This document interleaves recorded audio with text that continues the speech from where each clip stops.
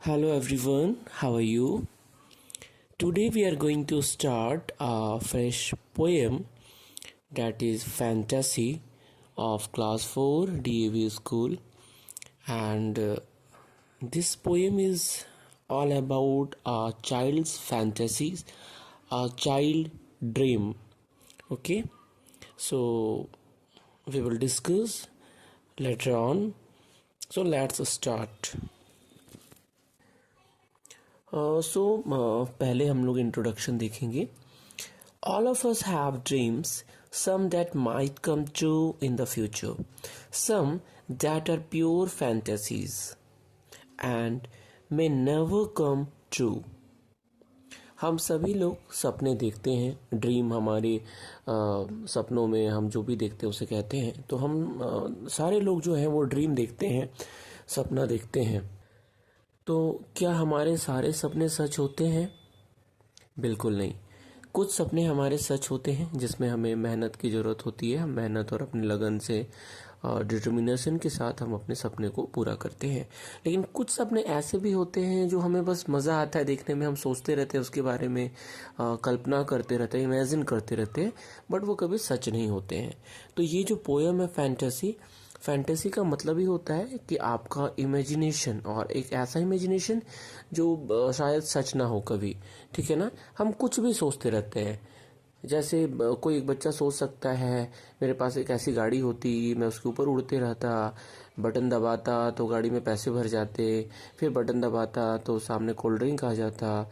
इस तरीके का कुछ भी अगर हम अपने से सोचते रहते हैं, इंजॉय करते रहते हैं, तो वो सपना जो होता है वो हमारा फैंटेसी होता है. वो मुझे बहुत अच्छा लगता है हम लोगों को वो देखने में, बट वो कभी सच नहीं होता. ठीक है ना. तो ये फैंटेसी जो पोयम है ये भी एक छोटे से बच्चे की इमेजिनेशन है. तो चलिए हम लोग स्टार्ट करते हैं. लाइन बाय लाइन हम लोग समझेंगे इस पोयम को.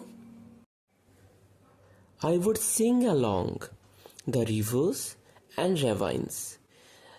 मैं अगर बर्ड होता तो रिवर्स नदियों के ऊपर से घूमता, रेवाइन्स यानी जो खाई होती है, घाटी होती है, वैली होते हैं जो, उनके ऊपर से, नदियों के ऊपर से मैं घूम घूम करके गाना गाया करता. In the forest of pines and in the grape vines. Forest of pines means एक प्रकार का पेड़ होता है जिसके पत्ते थोड़े नोकीले से होते हैं. वो देखने में भी पेड़ नोकीला सा लगता है. तो उन पेड़ों के जंगलों के ऊपर से मैं उड़ता और गाना गाता. साथ ही साथ ग्रेप वाइन्स मतलब अंगूर जो आप खाते हो, ग्रेप्स, तो अंगूर की जो उसके लताएं होती है उनके ऊपर से भी मैं उड़ता और गाना गाता. और जो मेरा सॉन्ग होता, जो मैं गाना गाता, वो ऐसा लगता जैसे कोई नाइटिंगेल, बुलबुल चिड़िया जो है वो गा रही है. ठीक है. तो मतलब इसमें वो बच्चा जो है वो अपने आप को एक बर्ड समझता है कि मैं अगर एक बर्ड हूँ तो मैं कैसे उड़ूंगा, क्या क्या करूँगा, कहाँ घूमूंगा, कैसे गाऊंगा, ये सारी इमेजिनेशन वो कर रहा है और इस पोयम के माध्यम से हम लोगों को बता रहा है. ठीक है. अब नेक्स्ट थर्ड स्टैंजा हम लोग देखेंगे. In a meadow of a spring. Meadow means field with grass and flowers. एक ऐसा फील्ड जिसमें सिर्फ घास ही घास हो या फिर फ्लावर्स हो. ठीक है. या फिर दोनों भी हो सकते हैं. तो उसे हम लोग कहते हैं मीडो. तो in a meadow of the spring I would sit free.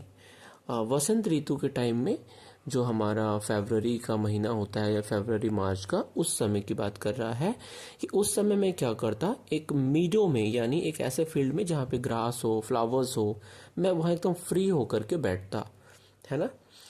Amiss the flowers of the tree. और एमिस का मतलब होता है बीच में, है ना, मिडिल. तो मैं फ्लावरों के यानी जो फ्लावर्स हैं, फ्लावर्स जो हैं, उनके बीच में बैठता और एंड वॉच द कलर्स. और मैं उनके कलर्स को ध्यान से देखता. Of the changing sky. किसके कलर्स को देखता? स्काई के कलर्स को. जो कलर धीरे धीरे चेंज कर रहे हैं। जब भी आप देखोगे स्काई की तरफ, आपको हमेशा एक जैसा कलर नहीं दिखता है। कभी स्काई कलर दिखता है यानी लाइट ब्लू सा दिखता है, कभी डार्क हो जाता है जब बादल छाते हैं तो, कभी आपको वाइटिश सा दिखाई देता है। तो वो कैसे कलर चेंज कर रहा है मैं वो देखता। साथ ही साथ जब अगर हल्की रेनिंग होती है, जब बारिश होती है तो इंद्रधनुष निकल जाता है। तो जब इंद्रधनुष निकलता है रेनबो, तो रेनबो में जितने कलर्स होते हैं वो डिफरेंट टाइप के नज़र आते हैं। तो मैं अपने फ्री टाइम में और स्प्रिंग टाइम में वहाँ पे बैठ करके मैं क्या करता, स्काई को देखता और उसके चेंजिंग कलर्स को भी देखता। ठीक है। Next stanza, fourth stanza. Through the rainbow, और रेनबो के थ्रू यानी इंद्रधनुष के थ्रू आई वुड फ्लाई, यानी मैं रेनबो के पास, है ना, उड़ता, उसे क्रॉस करता रेनबो को। इट मीन्स ऐसा नहीं है कि वो रेनबो जहाँ पे है वहाँ पे नहीं पहुँच सकती है बर्ड, और ये तो इमेजिनेशन है, तो आराम से आप कुछ भी सोच सकते हो। ठीक है ना। तो रेनबो के थ्रू मैं उड़ता and with colours of my own wings, और जब मैं रेनबो के सामने जाता उड़ते हुए तो मेरे पंखों में, मेरे विंग्स में जितने भी तरीके के कलर है, जितने भी टाइप्स ऑफ कलर्स हैं, है ना, जो भी कलर्स हैं मेरे, जो बर्ड होती है सुंदर सुंदर, उनके विंग्स में, उनके बॉडी पे काफ़ी कलर्स होते हैं।